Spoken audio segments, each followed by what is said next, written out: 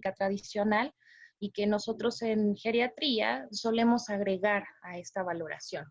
La gran mayoría de las personas podrían pensar que efectivamente una revisión exacta de cómo se encuentra el núcleo sociofamiliar de uno de nuestros pacientes es definitivamente el trabajo de los trabajadores sociales, como su nombre lo dice. Son aquellos que se dedican a evaluar las redes sociales de una persona en el ámbito médico. Cuando trabajan también al lado de pacientes adultos mayores, los trabajadores sociales van a ser, pues finalmente, los generadores por excelencia de estrategias que puedan repercutir de una forma positiva en la organización del plan de cuidados del adulto mayor, no en relación a la parte médica, sino con relación a lo que sería todo el núcleo sociofamiliar, sus redes de cuidado, algunas otras redes también sociales de apoyo que pudieran ser útiles para la familia, etcétera. Lo vamos a ir viendo a lo largo de la clase. Sin embargo, como médicos, debemos de conocer estos aspectos más importantes de la valoración sociofamiliar porque nos vamos a dar cuenta que pueden repercutir en la salud del adulto mayor y que además de eso pueden representarnos un reto muchas veces grande, sobre todo en adultos mayores que sean geriátricos, es decir, aquellos que requieran esos cuidados porque su funcionalidad es nula, porque requieren un cuidado las 24 horas. Si nosotros no conocemos cómo se encuentran las redes sociales de esa persona, entonces difícilmente vamos a poder ofrecer una ayuda. Vamos a ir viendo que dentro de esta valoración sociofamiliar, idealmente también debemos de preguntar lo que corresponde a la ficha de identificación. ¿Eso qué significa? Que voy a preguntar el nombre completo de la persona, su edad, su sexo, su escolaridad, su estado civil, su ocupación.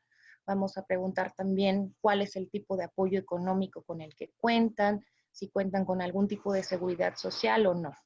En lo que corresponde a la escolaridad, es uno de los aspectos muy importantes en la valoración sociofamiliar, porque a lo mejor de manera inicial alguien podría decir, bueno, es que la escolaridad tiene que ver a lo mejor con lo que un paciente pueda o no comprendernos. No es lo mismo tratar con un adulto mayor cuya escolaridad sea nula, que sea analfabeta, o que por el contrario, porque los hay, adultos mayores que tengan maestría, doctorado, que tengan una funcionalidad avanzada en relación no solamente a su escolaridad, sino también a sus ocupaciones.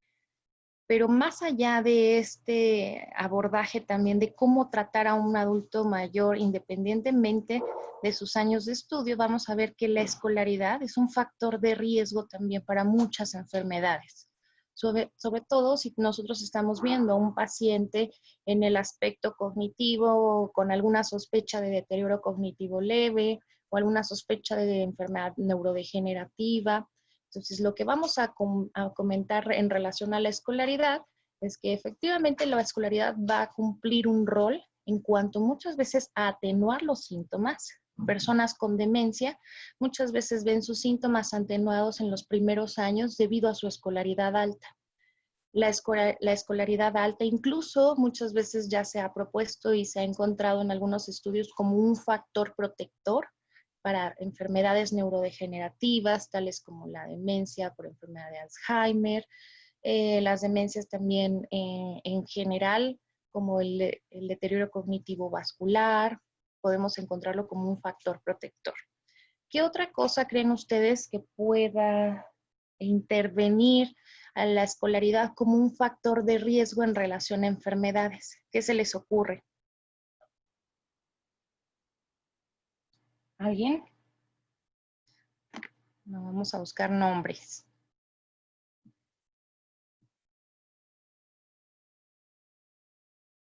¿Qué otra idea se les ocurre?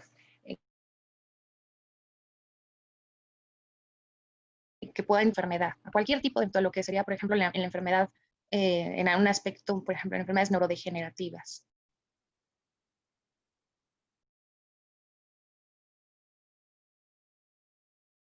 ¿Qué puede diferenciar, por ejemplo, una persona con una escolaridad mayor respecto tal vez a sus cuidados de salud, a sus hábitos de salud? Puede ser la ignorancia que tenga respecto a los temas.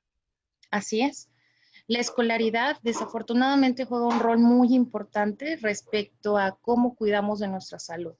Las personas con una baja escolaridad, a lo mejor alguien dice, es que no podemos generalizar, pero realmente, desafortunadamente, la educación juega un rol muy importante en aprender hábitos de salud respecto a higiene, respecto a nutrición, respecto incluso también a veces a las cuestiones que implican también la creencia sobre algunas enfermedades eh, que estén más bien relacionadas con la idiosincrasia de las personas. Pueden ser, por ejemplo, también la ausencia de considerar a las enfermedades médicas como tal, como reales. Hay muchas veces ese aspecto también muy importante cultural que está rodeado a una baja escolaridad y que se encuentra sobre todo mucho en adultos mayores. Si ustedes han visto tal vez algún adulto mayor que les comente que, por ejemplo, no creen que exista eso de la hipertensión, que para ellos su presión arterial siempre a veces está bien, que como ellos no sienten nada, ellos no consideran que sea incluso eso algo malo o una enfermedad. Entonces ustedes dicen, no, pero yo le puedo explicar que es una enfermedad que se le llama la enfermedad silenciosa y que le va a traer múltiples complicaciones. La posibilidad de que ellos puedan a veces insertar estos nuevos conocimientos no es que sea imposible, pero sí lo hace más difícil con un nivel de escolaridad más bajo, cuando nunca han estado expuestos a este tipo de información sobre hábitos de salud, sobre enfermedades. A lo mejor ustedes incluso en la primaria, en la secundaria, sabían sobre un poco sobre estos temas porque es algo de lo que se habla normalmente en la escuela. Pero muchos adultos mayores únicamente se dedicaron a laborar, a trabajar y aprendieron solamente a escribir, a leer lo básico y muchas veces incluso en su casa. Ahora en el aspecto, por ejemplo, de la ocupación, que va a veces muy ligada con la cuestión de la escolaridad, ¿qué se les ocurre que pueda traer como factor de riesgo? Me imagino que lo han visto tal vez en la parte de la propedéutica, la ocupación, ¿cómo juega un factor de riesgo en las enfermedades? Pues ahí sería para ver, o sea, por ejemplo, los daños que pueda tener a largo plazo. Por ejemplo, como está en la imagen, la primera, la persona que trabaja en el campo, pues va a tener más limitación a lo mejor en articulaciones. Así es. La exposición a la que haya estado el adulto mayor a lo largo de su vida es muy importante. Y nos vamos a encontrar con que ahora, si ustedes ven la ocupación que haya tenido un adulto mayor, lo más probable es que la haya desempeñado durante décadas. No es lo mismo ver a una persona de 35 años que esté laborando todavía en el campo. Es muy probable que veamos algunos problemas osteomusculares, sí los podemos ver, pero definitivamente tal vez vamos a ver una osteoartrosis y sobre todo muy marcada en manos con esa risartrosis típica por el uso de herramientas de las manos. Incluso muchas veces en las amas de casa también vemos esa risartrosis por lavar a mano durante muchos años de su vida, por los manejos que tienen que hacer en los quehaceres del hogar, la cocina, en esa ocupación, por ejemplo, que vemos también en un adulto mayor en el campo. Muchas veces son adultos mayores que también presentan muchas lesiones en piel, son quienes más presentan cáncer en piel, aquellos que fueron agricultores, que fueron también ganaderos, que se expusieron muchas horas al sol, albañiles, etcétera. ¿Qué otra cosa también juega un papel muy importante en el aspecto de la ocupación? Además de las exposiciones a los riesgos laborales, ¿qué otra cosa se les ocurre que pueda tener una importancia de la ocupación como un factor en la salud del adulto mayor? Sí, cuando trabaja pasa mucho tiempo sentado o parado y si camina y todo eso. Ujú. Así es también el nivel, por ejemplo, de actividad física. A eso también está muy relacionado. Además de la exposición a factores de riesgo, el papel que pudo haber desempeñado a lo largo de toda su vida pudo haber sido tal vez de tipo sedentario, sobre todo adultos mayores que hayan trabajado como empleados de alguna oficina durante mucho tiempo, o aquellos también incluso que todo lo contrario, hayan tenido que estar deambulando constantemente, todo lo contrario al sedentarismo, igualmente como ocurre en estas personas con campesinos, muchas veces vemos más estos factores de riesgo para osteoartrosis. Pero además de esta exposición que les comento de factor de riesgo de salud y enfermedad, ¿Qué otra cosa se les ocurre que pueda jugar ese rol de haber tenido, por ejemplo, un trabajo y de repente no desempeñarlo más? En el ¿Creen que también ámbito, puede estar relacionado con la salud? el estrés. Sí, doctora, en el ámbito psicológico, pues el paciente ya no va a sentir que tiene la misma, ¿cómo se dice? Pues que ya no tiene un trabajo, a lo mejor puede caer en la depresión o cosas así, porque ya no se siente, pues, que es alguien que se pueda ocupar. Efectivamente, no quería dejar de lado esta parte de la salud mental, pero los adultos mayores van a vivir duelos a lo largo de toda su vida y van a encontrarse con que los adultos mayores están llenos de duelos cuando ustedes los vean. Han perdido su ocupación, la gran mayoría de ellos, ya siendo adultos mayores, ya no hacen sus labores. Uno, porque a lo mejor ya no pueden debido a sus limitaciones físicas. Dos, porque muchas veces se ve a la pensión como algo que debe de ser como una regla. Una vez que alguien cumple 60 o 65, todo el mundo busca jubilarse, pensionarse, y en ese momento se ve como un hito de la vida, decir, ya me pensioné, ya tengo mi dinero, ya no tengo que trabajar. Pero después de eso viene todo ese duelo sobre la pérdida de una labor que se hizo toda la vida. Incluso las amas de casa adultas mayores también pueden ser desdeñadas a veces de ese rol porque ya dicen, ya es adulta mayor, ya no debe de estar barriendo, trapeando, haciendo comida, vamos a cuidarla, nosotros le vamos a ayudar con las comidas, usted ya no tiene que hacer nada. Entonces, incluso hasta la madre pierde ese papel de ama de casa, también de cuidadora del hogar, de ya no desempeñar esas actividades ni siquiera de administración del hogar, de la compra de la despensa, nada. Los adultos mayores se quedan muchas veces sin ningún tipo de ocupación y muchas veces se les pone únicamente como pensionados y jubilados, pero no se ve más allá de lo que esto puede ocasionarles al perder su rol dentro de la sociedad. Están perdiendo una gran parte importante de su vida. Imagínense ustedes el día de mañana, cuando tengan 30 años siendo médicos y después de eso a lo mejor alguno de ustedes se jubila a los 60 años, perderían la parte más importante de su vida en relación a que ocupaba más de la mitad de su tiempo, toda su labor, to, todo su tiempo era dedicado a ser médicos y de repente ya no lo son. Todos estos años que estudiaron ya no tienen esa validez porque al final ya no van a ocuparlo, ya no van a desempeñarse como médicos. Entonces, ese tipo de pérdidas son muy importantes para un individuo y juegan mucho ese papel dentro de los trastornos afectivos también. Y ahora, esto también va muy ligado, incluso la escolaridad, la ocupación, también al apoyo económico. Vemos muchas veces que quienes tienen un mayor nivel de años de escolaridad y desempeñaron una ocupación que pudo haber tenido también un, una percepción económica mayor en términos también de lo que es el sueldo. El apoyo económico es algo muy importante que debemos de preguntar. ¿Qué se les ocurre que pueda haber de diferencias entre el apoyo económico cuando le pregunten a ese adulto mayor de dónde recibe su dinero? ¿Cómo se mantiene económicamente? ¿Y cómo se relacionaría esto con la salud y la enfermedad en ese adulto mayor?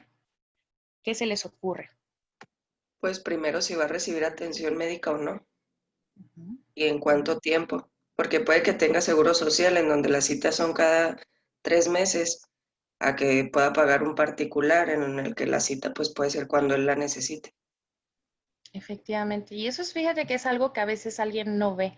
Ve nada más a veces el aspecto de las cuestiones de muchas veces de lo que va a consumir en alimentos, porque pues muchas veces a mayor dinero, la gran mayoría de las personas pues pueden tener más accesibilidad a alimentos que los puedan nutrir más, a la compra de sus medicamentos, pero efectivamente la atención médica, exacto, juega un rol muy importante. Imagínense que ustedes estén viendo una persona con problemas de deterioro cognitivo, pero están ante la sospecha de que ya se encuentra con una enfermedad neurodegenerativa, como una enfermedad de Alzheimer.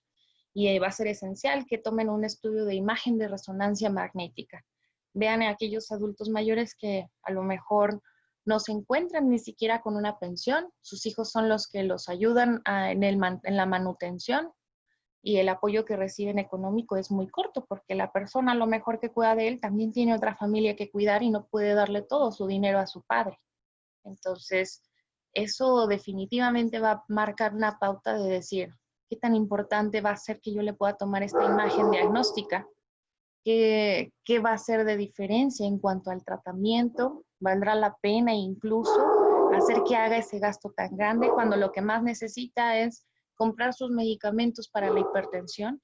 Hay muchas cosas que nos van a poner con los adultos mayores a veces contra la pared, porque es un grupo tan vulnerable. Son los pacientes con los que más van a tener una dificultad para ofrecerles un mejor tratamiento, porque se van a dar cuenta que su tratamiento va a estar limitado muchas veces al aspecto económico de ellos. Entonces, es una situación a veces que nos va a poner siempre ante, pues, decisiones difíciles, decisiones que queramos a veces no querer tomar solamente por la cuestión económica, y tratamientos de los que muchas veces no va a poder ocupar ese adulto mayor en el aspecto económico simplemente porque no va a poder comprarlos. ¿De qué sirve que hayan detectado que la persona tiene una demencia por enfermedad de Alzheimer en un estadio moderado avanzado, que tienen toda la valoración, y al final dicen, bueno, pero no puede comprar uno de los antidemenciales porque su costo llega a ser 3,000 pesos mensuales? ¿Cómo le voy a decir que compre esos fármacos que pueden ser a veces esenciales en la evolución de su enfermedad degenerativa, cuando muchas veces tal vez no va a poder, si comprara eso, comer o cuidarse o usar pañales o pagar a un cuidador remunerado?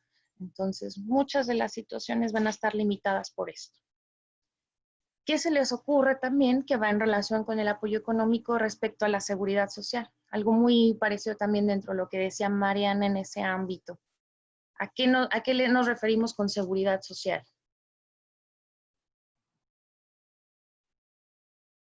Pues también con la familia. De dependencia, ¿no? Hacia la familia o independencia de él solo. Mm, a lo mejor sí les hace ahí un poquito de ruido la palabra que diga social, pero en realidad la seguridad social se refiere a otro término muy diferente.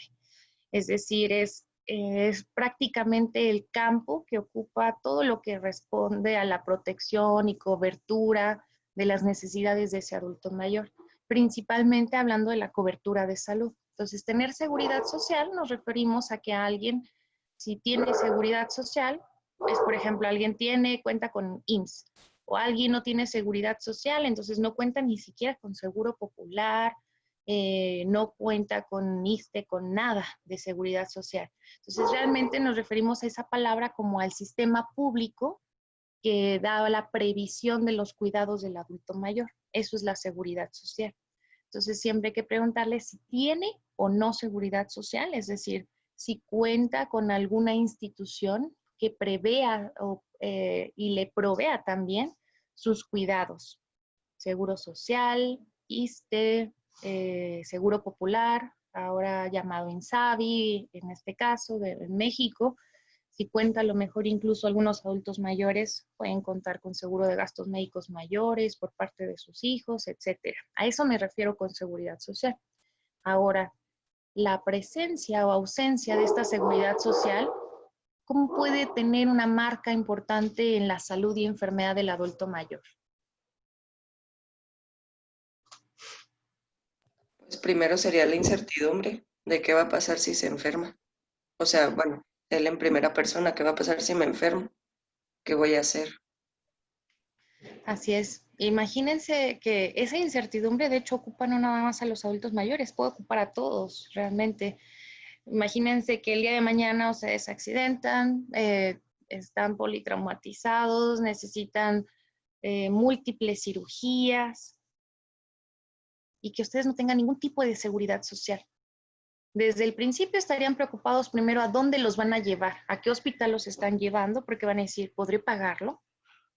Imagínense que a alguien de ustedes se les ocurra que de repente con ese accidente tan severo que tienen, van a necesitar 1 año, 2 años de rehabilitación física para poder volver a deambular a lo mejor. Como una fractura de cadera. También los jóvenes se fracturan.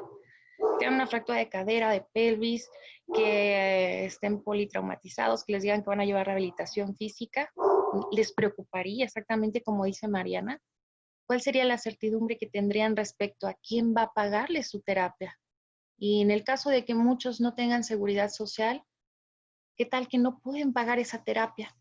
Van a tener que ajustarse en casa, hacer sus propios ejercicios durante un año completo para retomar nuevamente su actividad. Genera miedo y esa ausencia de seguridad social, incluso siendo la salud uno de los derechos a los que todos podemos acceder, finalmente esta población es vulnerable y desafortunadamente no todos cuentan con seguridad social. Entonces, si no lo interrogamos, ¿cómo vamos a saber a dónde vamos a llevar a nuestro paciente? ¿Quién lo va a tratar? ¿Cuánto van a costar esos medicamentos? ¿Lo va a poder pagar? Tal vez le damos una lista muy bonita de medicamentos y nunca regresa con nosotros. Y a lo mejor la razón por la que regresó es que no pudo pagar ni siquiera los medicamentos o la consulta. ¿Cómo iba a seguir acudiendo con nosotros? Eso es de gran importancia. Muchos médicos no lo ven, pero en el aspecto privado eso suele pasar. Aquellos que dicen, ¿qué pasaría con ese paciente? Nunca regresó. Tal vez nunca más podía volver a pagar su consulta y nadie le preguntó. Que a lo mejor ahorró meses para poder ir a esa única consulta privada.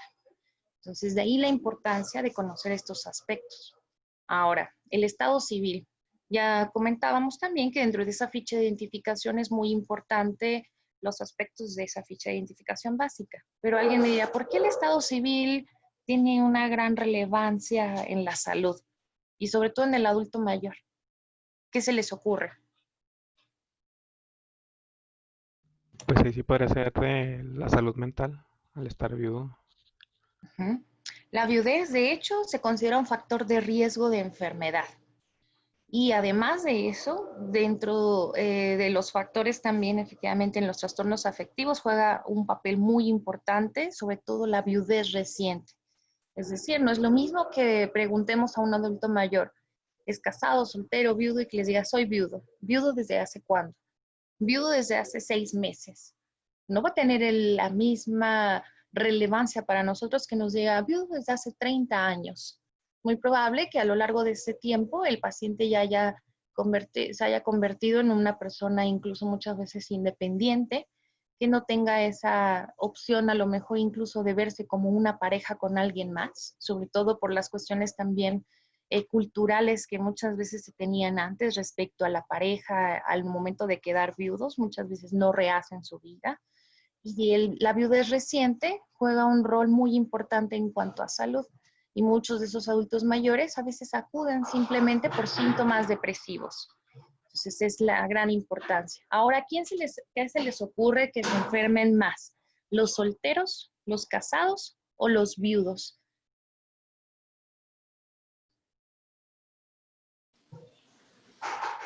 Los viudos. Los viudos. ¿Por qué? Quiero saber sus respuestas de por qué se les ocurriría que fueran los viudos. Pues en el casado siento que la pareja podría notar ciertos cambios pequeños y lo llevaríamos al hospital, y con el viudo pues está solo, y también depende mucho la mentalidad que tiene, la salud mental. Efectivamente, sí. La viudez, imagínense, estarían pues completamente solos sin su pareja que los estaría viendo si se enferman o no se enferman. Y podrían pasar desapercibidos muchos temas en cuanto a enfermedad por esos síntomas que nadie más está viendo. A lo mejor alguien diría, pero bueno, ¿y sus hijos? Pero si pensamos en un adulto mayor, la gran mayoría de los adultos mayores que están viudos viven solos.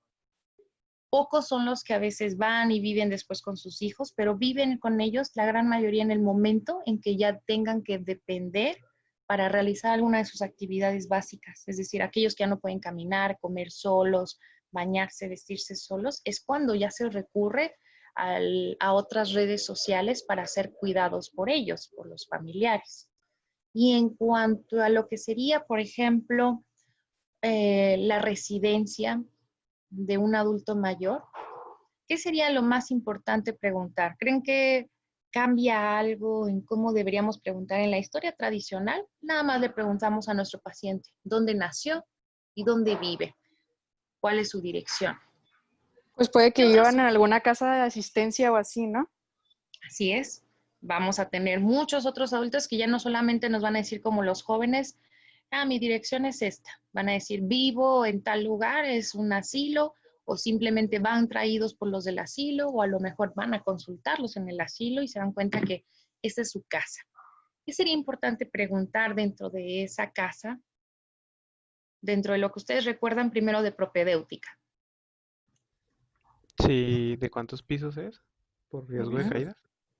ujú. ¿Cuántos Exacto. cuartos? ¿Cuántos pisos? ¿Cuántos Está cuartos? Que si tiene todos los servicios, Ujú. Ujú. ¿Cuáles serían los servicios básicos de salud considerados? pues agua potable, luz y drenaje. Así es. Habrá otros servicios a lo mejor que dicen pavimentación y todo eso de las calles, que es lo que normalmente se pregunta en la ficha de identificación. Incluso también, por ejemplo, si su casa está construida de materiales perdurables o no, como decía Ramón, porque a lo mejor está una casa muy fría. Entonces, sí son cosas importantes también.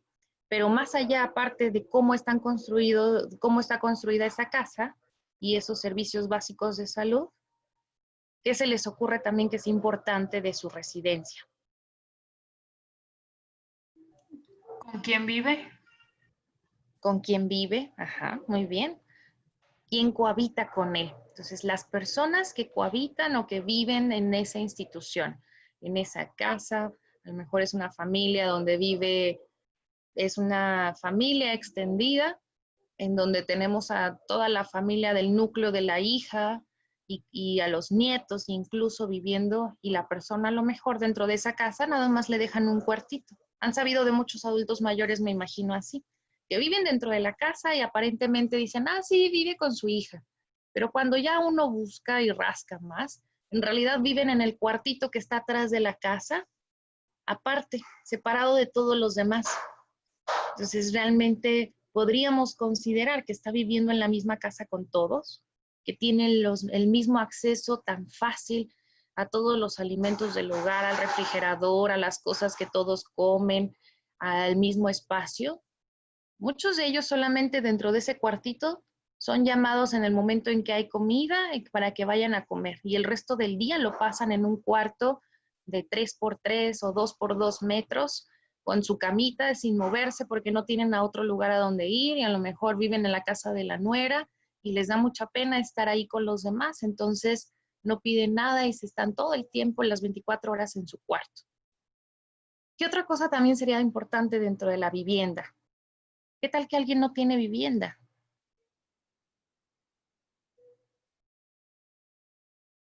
El día de mañana van a haber muchos adultos mayores así, que los reciban ustedes en el hospital, incluso cuando sean internos, médicos internos de pregrado, van a ver a aquellos adultos mayores que de repente llegan a la sala de urgencias y se encontraron en condición, en situación de calle.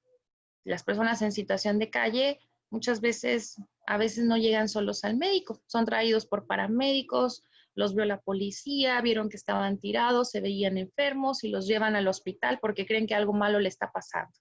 O porque alguien los atropelló y se fracturaron, entonces los llevan al hospital. Y entonces ese paciente tiene fractura de cadera. ¿Con quién van a hablar? Con sus familiares. ¿Qué tal que ese adulto mayor tiene demencia? Le van a explicar a él sus actividades, le van a decir que busque una casa. ¿Cómo van a tratar a ese adulto mayor que no tiene casa? ¿Qué van a hacer como médicos para asegurarse que tenga una rehabilitación física después de su fractura de cadera para que pueda volver a caminar? Esas cosas a menudo no se piensan y eso es algo desafortunado porque como médicos a veces perdemos el enfoque del plan que se tiene a futuro de una persona. Y alguien pensaría, ¿por qué los geriatras se preocupan tanto por los planes a futuro de los adultos mayores? Muchas veces la gente se pregunta eso porque nos gusta hacer muchos planes a futuro.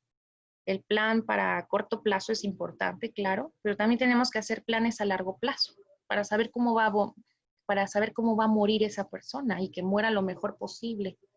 Que durante todos esos años a lo mejor sería para nosotros un logro que no esté encamado hasta el final de su vida, tal vez en los últimos días o meses de su vida, en vez de estar 5 años encamado. Esos son planes y metas para nosotros como geriatras. Pero ¿qué pasa si yo tengo un paciente en el que ni siquiera le pregunté cuáles eran sus condiciones? ¿O por qué se la pasaba todo el tiempo en la calle? Alguien nada más le prestaba un cuarto para dormirse a veces, no tiene familia, no cuenta con ningún servicio básico de salud, no tiene seguridad social. A lo mejor van a decir, qué triste, pues no podemos hacer a veces nada.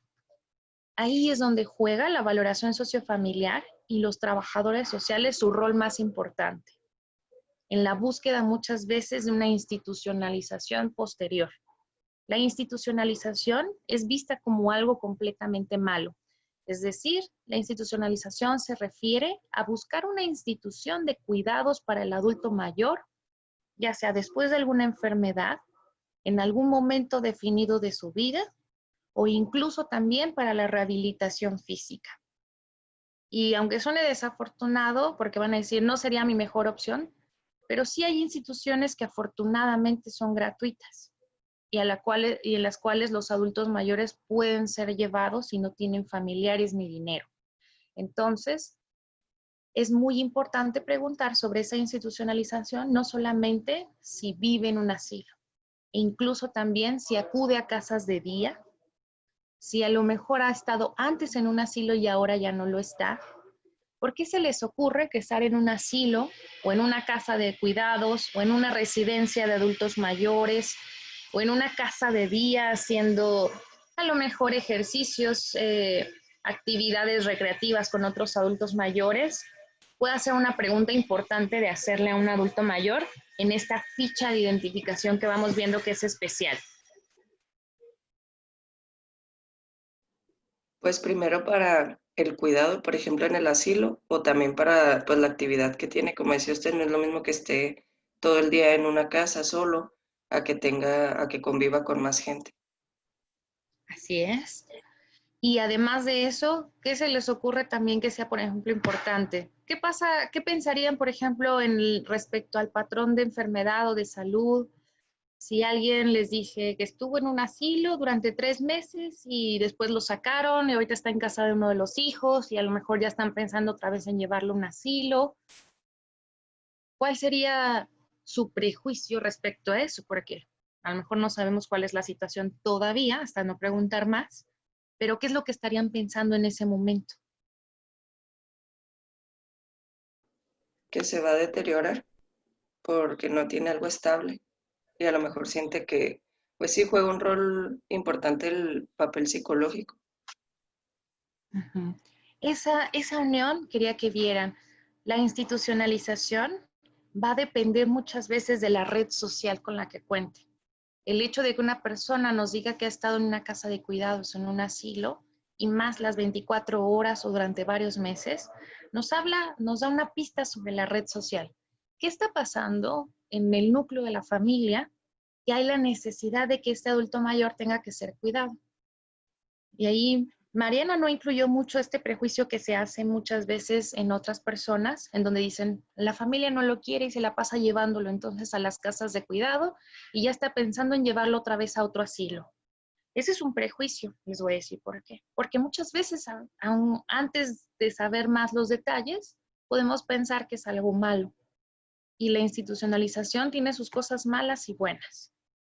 No sé si alguien de ustedes ha tenido a alguno de sus abuelos con alguna enfermedad en la que requieran cuidados las 24 horas y movilizarlos en cama. Ahora imagínense que el día de mañana ustedes están en la posición de hijos, que uno de sus papás ya está viudo.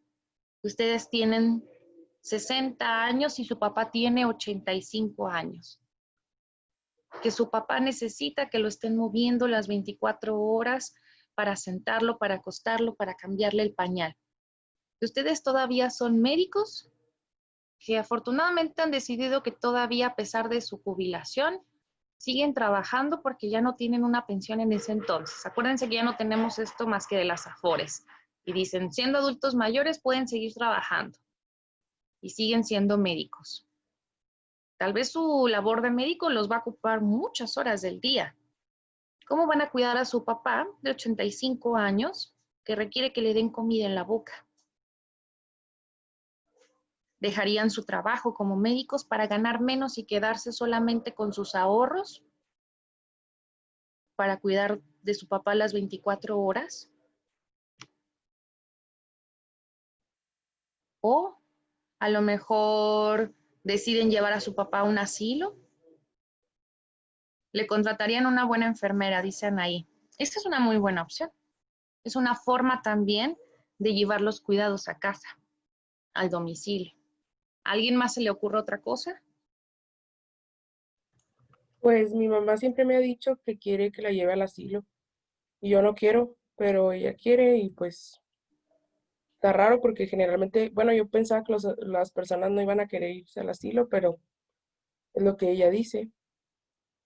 Hay muchas casas ahora y asilos en residencias en donde ya no son las residencias de los años 40 o 60, donde se abusaba de los adultos mayores, donde no se protegía sus derechos.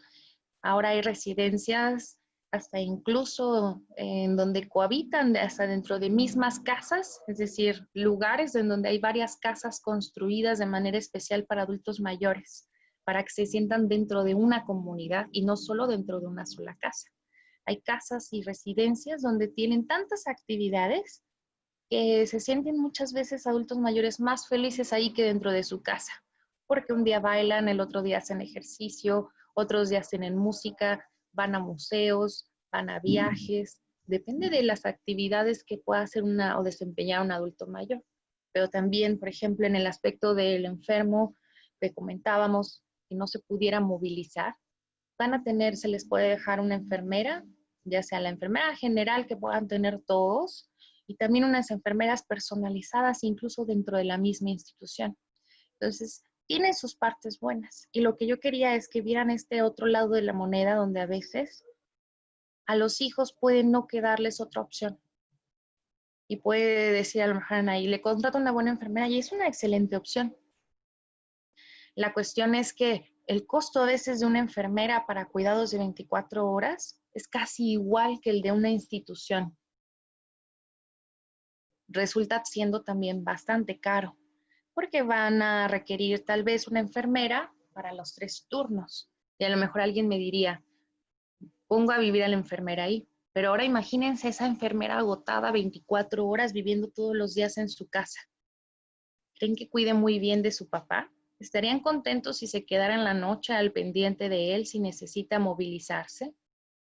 Hay muchas situaciones que a veces poco a poco vamos a ir aprendiendo a lo largo del cuidado de adultos mayores, que nos van a dar algunas pistas respecto a por qué es importante no cansar a los cuidadores, incluso no cansar a los mismos enfermeros que van a cuidar de nuestros familiares.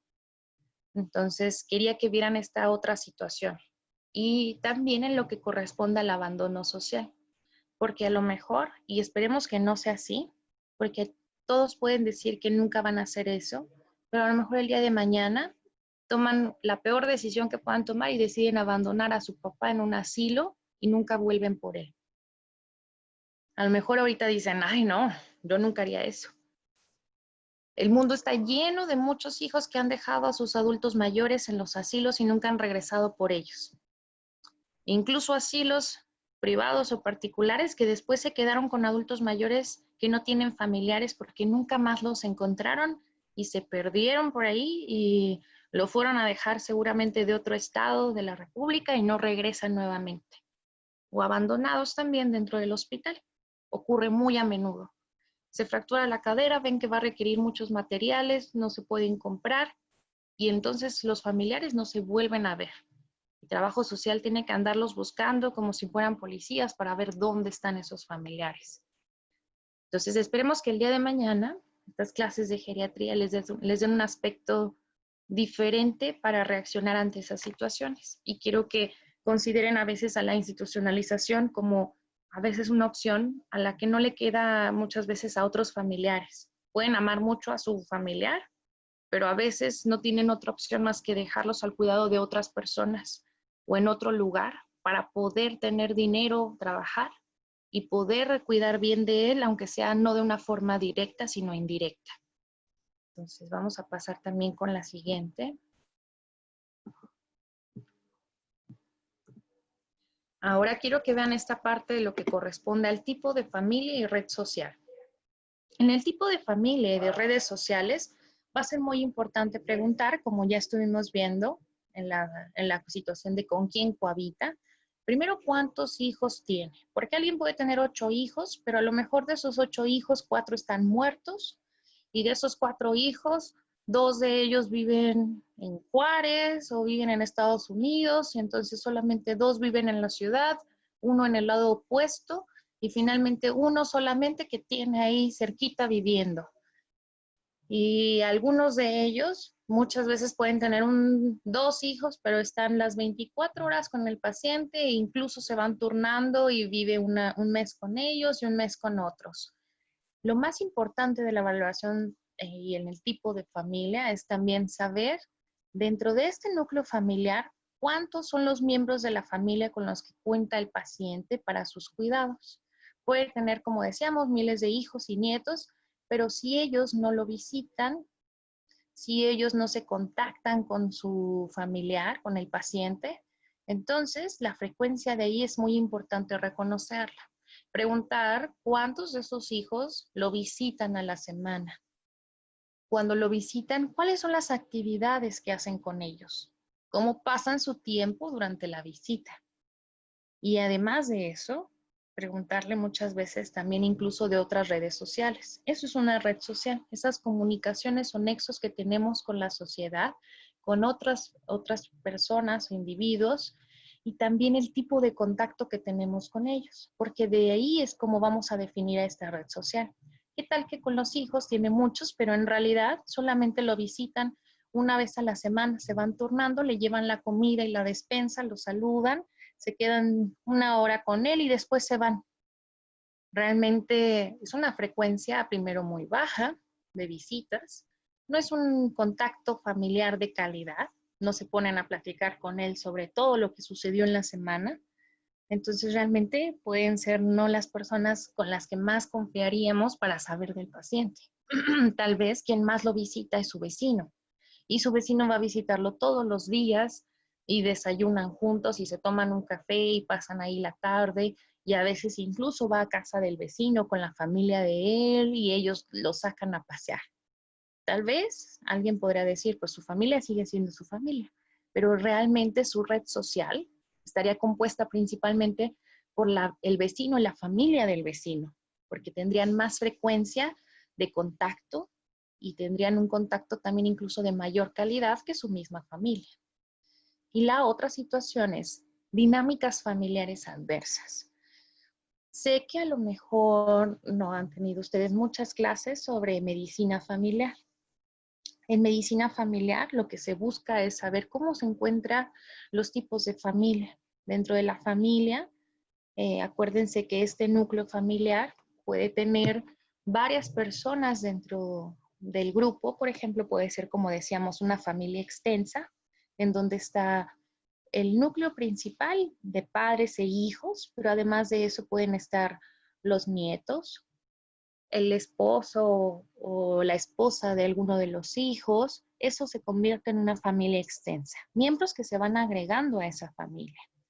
Y además de eso, también puede haber familias que son desintegradas, es decir, solamente a lo mejor estamos ante la situación de que está uno de los padres, están viviendo con los hijos, pero como están separados o divorciados, entonces la familia está desintegrada, está rota, uno de los miembros no se encuentra en el núcleo familiar.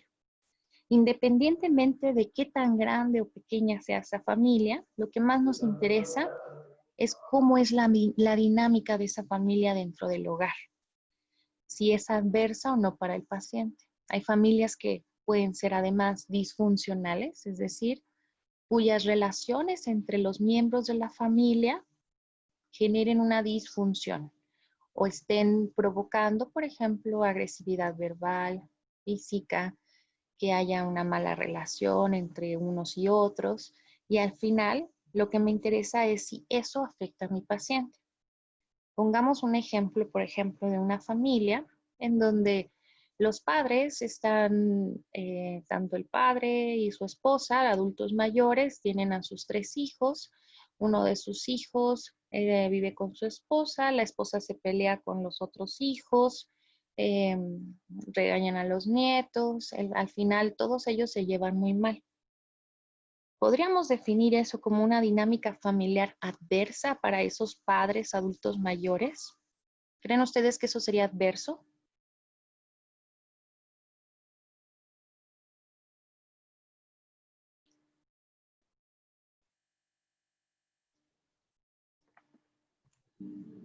¿Sería bueno o sería malo?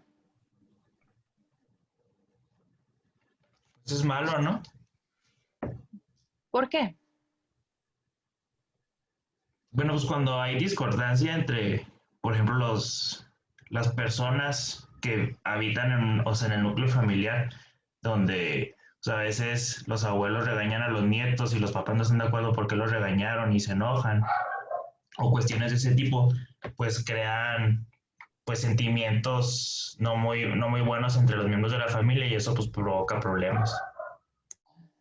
Entonces podemos ver que efectivamente la generación de conflictos puede afectar a nuestro paciente. Tal vez no directamente, pero sí puede afectar la manera en cómo se siente en casa, simplemente por ver cómo están peleando los demás. Y ahora, ajá, dígame. No, que incluso en el deterioro de la enfermedad, ¿no? Porque pues el paciente ya también está con esos conflictos y ya vimos que lo psicológico también afecta en lo biológico, la enfermedad también. Así es. Imagínense que todo el tiempo estén con esa familia con múltiples conflictos. Finalmente, pues se cansarían, podrían tener muchos problemas en cómo a veces hasta se cuida a los adultos mayores. Pudiera ser que incluso los problemas sean el aspecto más importante dentro de ese núcleo familiar, que todo el tiempo están peleándose y que incluso muchas veces el adulto mayor pasa desapercibido y lo ponen en segundo plano. Así, o póngalo allá para que él no escuche. O se van a platicar todos allá y se pelean por allá, pero el adulto mayor está escuchando a lo lejos y al final muchas veces ni siquiera es incluido dentro de esas peleas. Entonces se siente al mismo tiempo estresado por la situación familiar, pero sin poder desempeñar ningún rol porque muchas veces se les deja de forma secundaria, como que ellos ya no se tienen que meter en esos problemas. Entonces eso también son prejuicios que se hacen al adulto mayor por no incluirlos dentro de esa dinámica familiar. Y también por no considerar que muchas veces hay muchas personas que no se van a dar cuenta que su núcleo familiar es adverso, que tienen una familia disfuncional. Muchos ni siquiera saben que es disfuncional, solo piensan que tienen muchos problemas y son los problemas habituales de la familia, cuando muchas otras veces no es así. Entonces, saber cómo es la dinámica, preguntarle directamente al paciente, ¿sus hijos cuidan bien de usted? ¿Lo tratan bien? ¿Se siente querido por sus hijos? ¿Sus hijos pelean en casa? ¿Pelean con usted? ¿Le han dicho malas palabras? ¿Lo han agredido alguna vez? Son situaciones muy importantes. Y es ahí como llegamos entonces a estar preguntando, además de todos los que viven ahí y cómo se llevan y cada cuándo lo ven, es decir, todos los detalles, llegamos a considerar, preguntar, ¿quién es la persona que está más al pendiente de todos los cuidados, de su atención? ¿Su hija, su hijo? O que les digan, no, todos salen de casa, se pelean, pero mi nieto es el que siempre está ahí. Él es el que me sirve mi desayuno antes de irse a la escuela. Cuando regresa, come, me da de comer. Está al pendiente de que me tome mis medicinas en la mañana y en la noche. Se encarga también de ayudarme cuando necesito bañarme, porque como dicen que él es el más fuerte, es el que me mete a bañar y me ayuda a estarme deteniendo en lo que yo me baño. Entonces, el cuidador primario va a ser considerada cualquier persona de ese núcleo familiar. No hay que considerar a priori que pueda ser siempre la hija solamente porque es la que consideraríamos que debería ser su cuidador. Hay que preguntar directamente quién es la persona que más está encargada en sus cuidados y atención directa. Y además, también preguntar siempre si alguno de los cuidadores recibe algún pago por ello. Eso es muy importante, porque a veces puede ser la hija, pero en realidad puede ser un cuidador que además de ser la hija, además esté remunerada por el resto de la familia. Es decir, a la hija que le pagan todos para que ella se ponga al cuidado de su papá. Entonces, porque eso desempeña una cuestión importante en entender el núcleo de la familia. nos daría muchas pistas de decir por qué nadie más la cuida y por qué ella la cuida, pero necesitan pagarle para que lo haga. Tal vez porque sea viuda, no tiene trabajo y se encuentra en casa todo el tiempo y todos le pusieron a ella el papel de que como no tenía cosas que hacer fuera de casa, tenía que cuidar a la mamá y le daban dinero. ¿Podrá el dinero ser también un mediador importante para atender a sus padres a pesar de que no quiera hacerlo? Entonces nos va dando pistas sobre los cuidados. Entonces debemos de establecer quién va a ser el cuidador primario, establecer el parentesco de ese cuidador primario y lo más importante, cómo se lleva.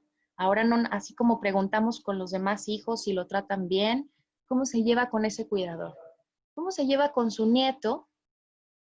¿Lo trata bien? ¿Lo cuida bien? Le da sus medicamentos y lo baña, pero cuando se desespera, lo jalonea. Cuando se desespera, le dice que no esté de necio, que ya le haga caso, que ya se ponga a comer. Lo empuja. Le lleva la comida a veces a la boca a la fuerza y lo lastima. Cuando está enojado y desesperado, le cambia el pañal, pero se lo cambia de mala gana. Es decir, esas son las cosas más importantes que tenemos que establecer con los cuidadores. Y muchas veces quiero que sepan que esos cuidadores van junto con el familiar y con el paciente, perdón, van directamente ahí. Tenemos que tener la fuerza y también no es ignorar al cuidador, pero es preguntarle directamente a nuestro paciente.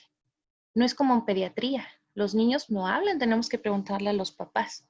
Pero los adultos mayores hablan, piensan y tienen una personalidad y tienen el rol de ser sus pacientes. Entonces, ellos deben tener la importancia de ser preguntados cómo se sienten cuidados, si los tratan bien, los maltratan, les han pegado. A veces alguien en la familia se enoja tanto que le haya llegado a decir malas palabras. Hay alguien en la casa que se haya enojado tanto que le haya pegado, que lo haya empujado. Cuidan de su dinero, le dan su dinero o se lo cuidan los demás y lo manejan los demás. Son situaciones muy importantes.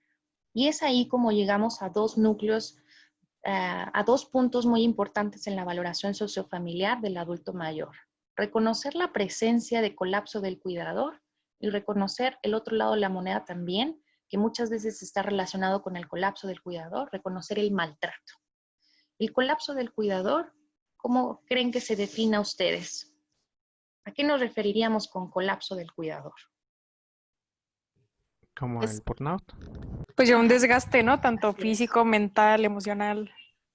Que se llegó al límite del cuidador también. Así es. Y sí, efectivamente lo podemos utilizar incluso esa palabra como de burnout. Es ese desgaste físico, mental, económico, incluso hasta social del cuidador. Ha llegado a su punto máximo, se afecta también su salud propia y además repercute también en su cuidado. Si el cuidador se siente cansado, agotado, deprimido, enfermo físicamente porque no está comiendo ni durmiendo bien, entonces eso puede repercutir en el cuidador, en el cuidado del paciente. En la película quiero que me platiquen primero quién es el cuidador primario. El esposo. El esposo. Muy bien, George es el esposo. Y dentro de ese cuidado que realiza él, ¿podríamos considerar que es remunerado o no remunerado? No, Remunerado. Entonces, tiene su cuidador primario, no remunerado, el parentesco es cónyuge. Ahora quiero que me platiquen también un poco dentro de ese cuidador primario. Primero, ¿cómo se lleva con el paciente, con la paciente, con Anne? Pues Bien. se lleva muy bien. ¿Antes de o después de? Sí. En la evolución en general, porque así es como ocurre la vida. Pues al ¿cómo podrían principio decir? muy bien. Vas a tener un colapso, ¿no? Sí, ¿por qué al principio muy bien? Hablemos de ese periodo inicial. ¿Por qué se ve que se llevan muy bien? ¿Cómo la trata? ¿Cómo cuida de Anne? Pues con cariño, con sus cuidados debidos, con amor, o sea, esperando que se pueda recuperar pronto. Bien. ¿Qué además podemos ir viendo conforme pasa el tiempo? ¿Va cambiando la relación entre ellos en cómo se lleva con Anne? Sí. Sí. Ya Va después él ocurriendo como un que agotamiento, ¿no? mucho, Ujú. porque como que él no puede hacerla comer, entonces como que empiezan a tener muchas dificultades y se la pasan como que discutiendo, o sea, como que se vuelve como que él la está persiguiendo siempre porque coma, porque haga ciertas cosas. Y ella como que se revela un poco. ¿Siente que cambia un poco la relación de esposos a convertirse, a convertirse, por ejemplo, en una relación de padre e hija? Sí, Al final, ¿creen ustedes que George tiene entonces un colapso del cuidador? Sí. Sí. sí. Sí, ¿De qué manera tan importante en ese colapso del cuidador vimos que se representó en la película? ¿Cuál fue el punto clímax en donde podemos ver hasta dónde puede llegar el colapso de un cuidador? Y crean que es real, ¿eh? No crean que eso solo pasa en las películas.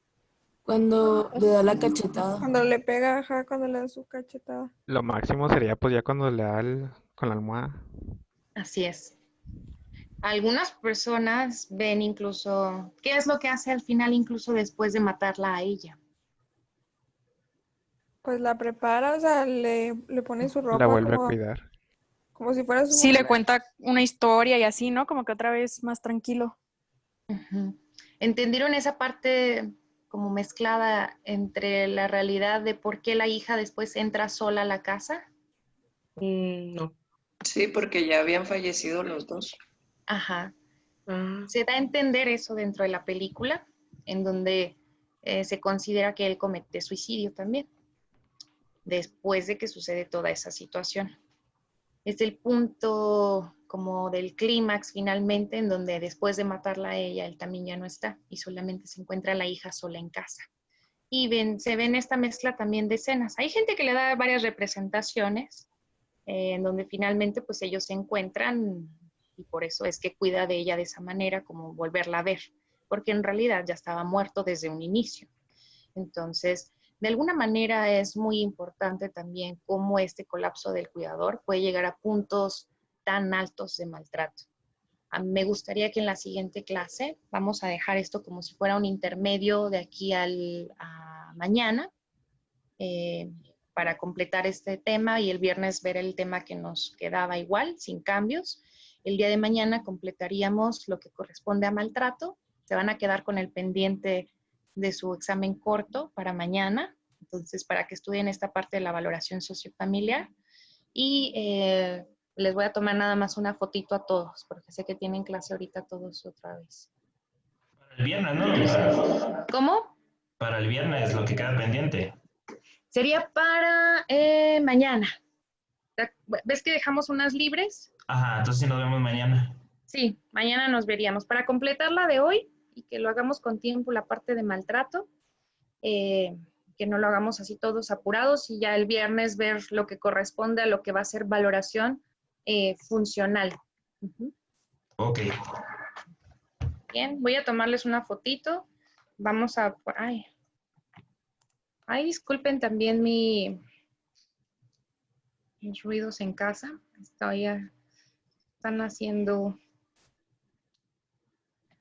Están remodelando unas cosas aquí. Entonces, hay mucho ruido.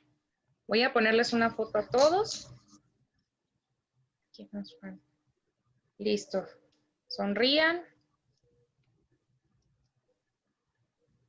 Muy bien. 4x4, sí, perfecto. Ah, Hatsibe faltó. Doctora, ¿conoce Sí al estaba. doctor Alberto Ávila de Derma? Ah, sí salió. Al doctor Alberto, Ávila. ¿a quién? Sí. Me mandó que le saludara. Es que tenemos clase ahorita con él. Ah, ¿tienen clase con él? Bueno, Sí. le dicen que también le mando saludos. De todas maneras, ahí cualquier cosa, ya les comento. Sí salieron todos. Ya vieron, Hatsibe. Sí, tienes razón. Ya todos están en la cámara. Mañana entonces nos vemos para completar la clase del día de hoy, a las 8 igual. Muy bien. Gracias, doctora. No, de qué, hasta mañana. gracias. Bye.